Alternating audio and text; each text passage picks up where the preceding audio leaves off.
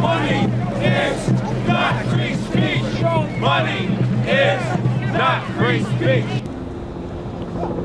The only reason that the corporations think that they can beat people is because for decades they have been stealing our personhood from us. Yes. Preach. If we completely give up our personhood, then we are merely consumers. Then we are the kinds of things that they talk about us in their meetings when they call us inventory. That's a phrase they use for us. Inventory.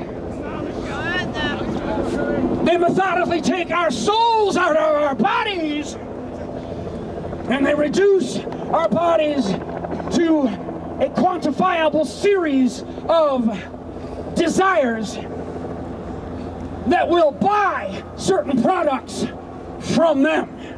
Yes, you march with me, you all are the 99%, ladies and gentlemen.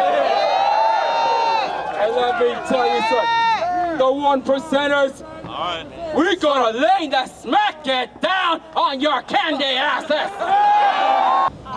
The 99%. We are the 99%.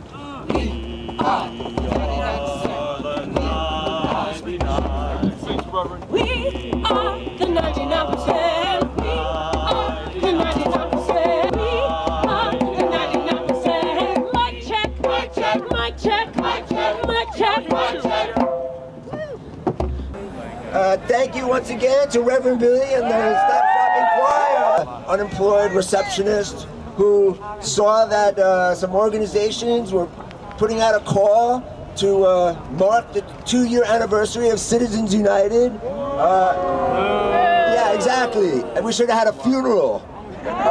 Maybe next year. I looked on the map and there, you know, little red dots all over the map about people hosting events everywhere in the country, except for here in New York City. And I was like, what?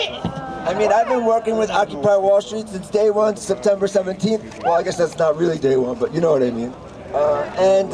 This has been an issue that I thought, and I think a lot of people think and realize is like, it's like a big one. It's something that we can all agree on, even if you're in the Tea Party. We do not have, and I'm not promoting any parties, we don't promote any parties, we're not promoting any particular amendments or political agendas other than to get the corporations out of our government.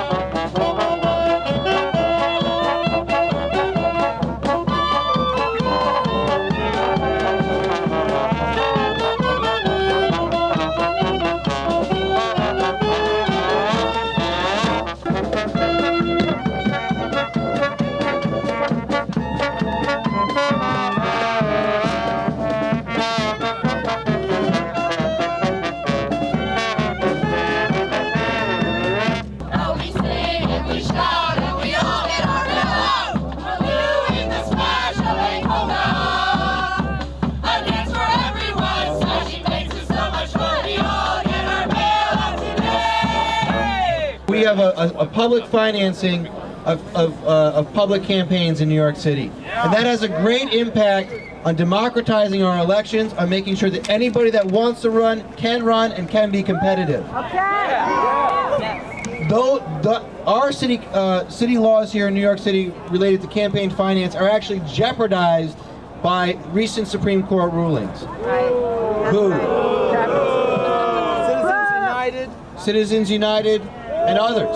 So I am very, very proud to be standing with the Progressive Caucus of the New York City Council, joining with them, standing with all of you who are braving the call to stand up for democracy, real democracy, small d democracy, and making sure that we keep it alive and well here in New York City, here in New York State, and across the country. So I want to thank you all very much. Have a wonderful weekend. Thank you. Good evening. Good evening. My name is Stephen Colbert, and I'm running for President of the United States of South Carolina.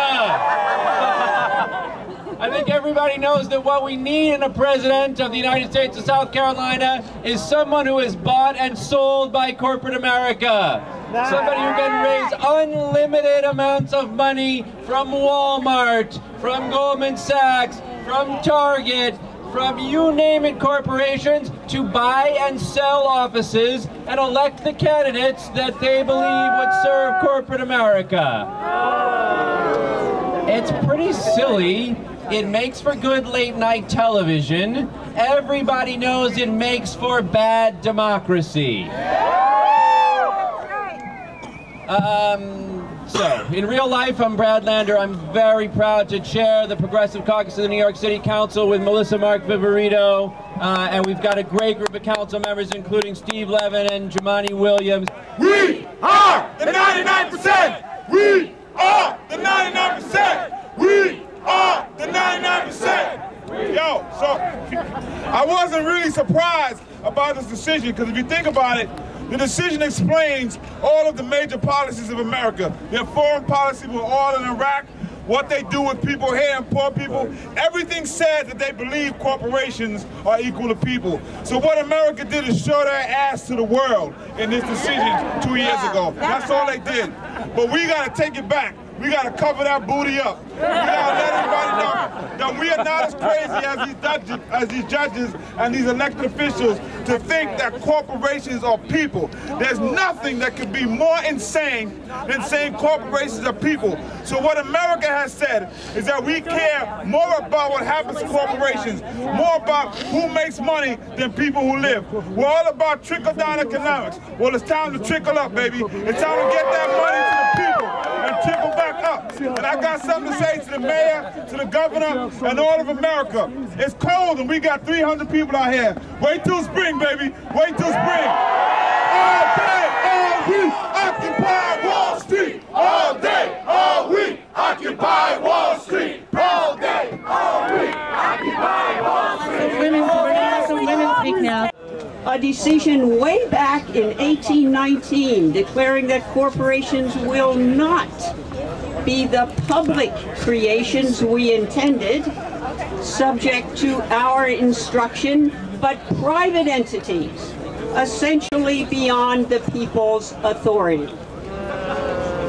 And these 4 decisions set precedent for countless low and high court decisions throughout our history that handed right after right to the corporate class and their vehicle for accumulating wealth and power, the business corporation.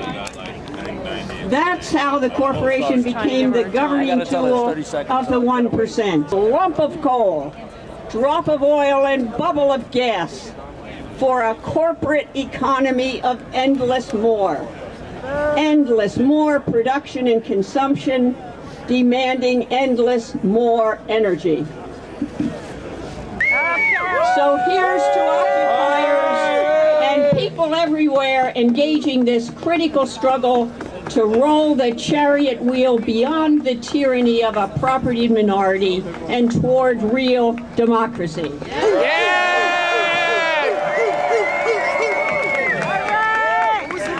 Thank you very much, Virginia. I just want to tell you, do you all know that one of our friends, one of the people who worked so hard to get today and tomorrow off the ground was arrested this afternoon? He was passing out flyers talking about this wonderful event for the public, and he got arrested. He's at 100 Central Street, so I hope you can hear us. Jason! Woo!